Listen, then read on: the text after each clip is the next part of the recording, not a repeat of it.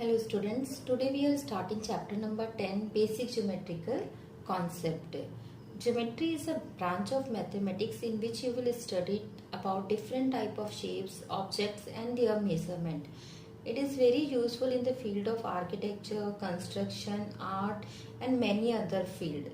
And today we will discuss about the basic terms related to geometry.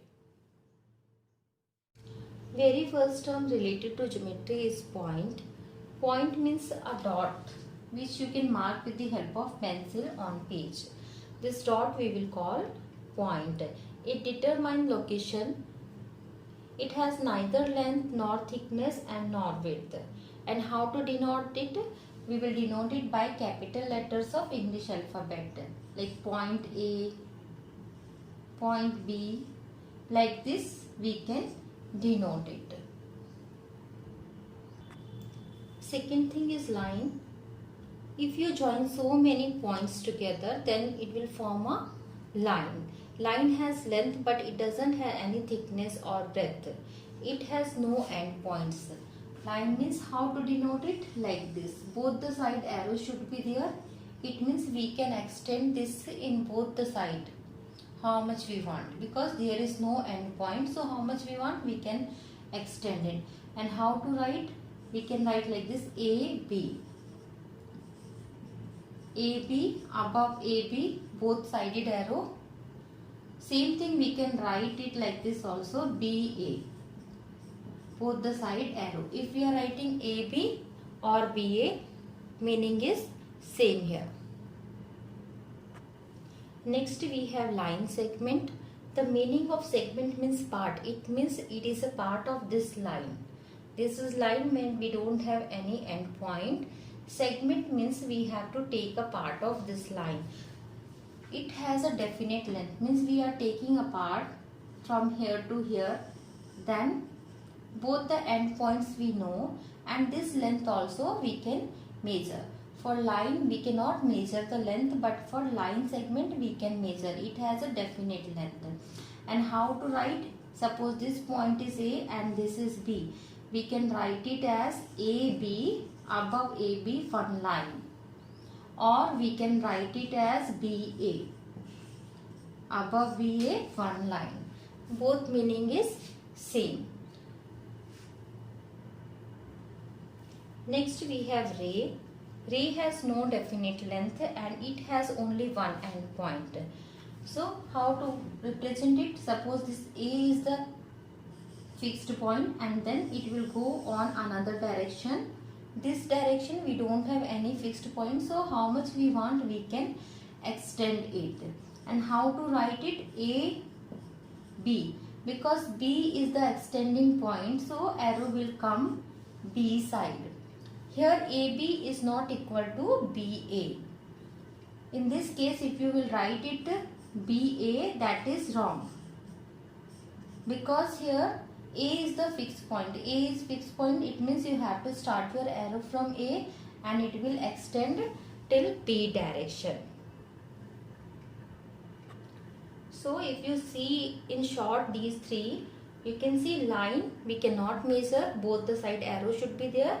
And line segment we can measure, we don't have arrow, both the points are fixed. And for ray, one point is fixed and another point we can move how much we want. So these two we cannot measure, only the line segment we can measure. Next we have plane. Plane means a flat surface. It has length and breadth but it doesn't have thickness. You can see like this board. This board is a plane surface. We can measure its length, we can measure its breadth, but we cannot measure its depth. Or you can take the example of paper. One paper is a plane and we can measure its length and breadth, but thickness is not there. Next we have properties of points and line in a plane. This board is a plane surface. If we have here one point, so how many line we can draw through this point?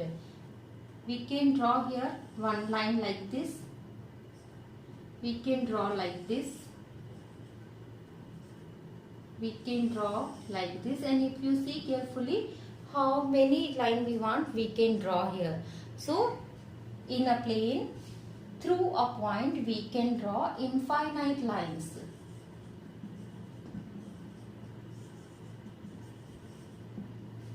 And if you have only 2 points, this condition is for 1 point. If you have 2 points, in that case how many lines we can draw? Suppose 1 point is here A and one more point is there B. So A to B only we have one possible condition like this, one straight line we can draw. We cannot draw any other line which will pass through A and B. So from 2 points only one line we can draw. From 1 point we can draw infinite lines. Next we have collinear points and non-collinear points. If 3 or more than 3 points are on same line, then we will call them collinear. Co means together on a line.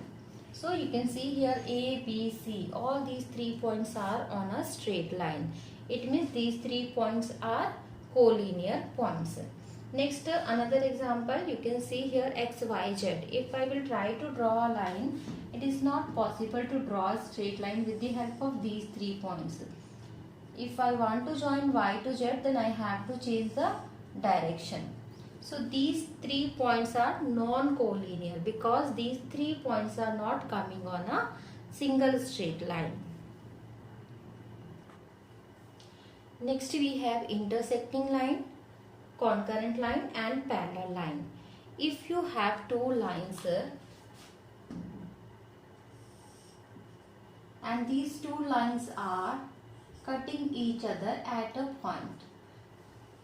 If only two lines are there and these two lines are intersecting each other, then we will call these two lines are intersecting line. If you have more than two, it may be 3 line, 4 line, and they all are cutting each other at a point. You can see here 4 lines and they all are cutting each other at a point. This type of line we will call concurrent line. If only 2 lines are intersecting, then we will use intersecting word. But if it is more than 2, 3 or more than 3, then we will use concurrent word. Next is parallel line. If 2 lines are there and they are not intersecting each other at any point, the distance between them is same. Here to here this distance is same. Then we will call these two lines are parallel. If it is like this, then we will not say these are parallel, because if we extend these lines, somewhere they will intersect each other. So these type of line we will call intersecting line and these type of line we will call parallel lines. After lines we have angle. Angle is formed by, if angle is a figure which formed by two rays with same initial point. It means this is the initial point. One ray is going here in this direction, and with this initial point only another ray is going here. So the inclination this between these two lines we will call angle. This same initial point we will call the vertex. This we will call arm or side or leg of angle. This is also same, we will call it arm,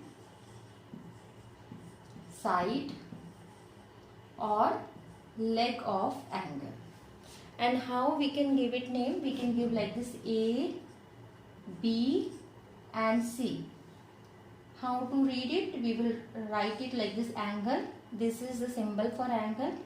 A, B, C. This point, common point, we have to keep in middle.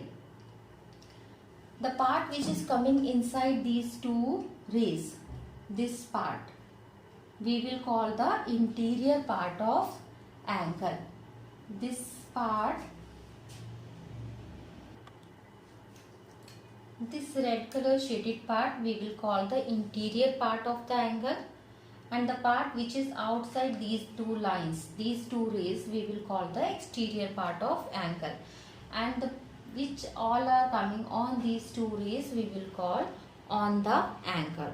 So inside interior part of angle, exterior part of angle, and this is on the angle.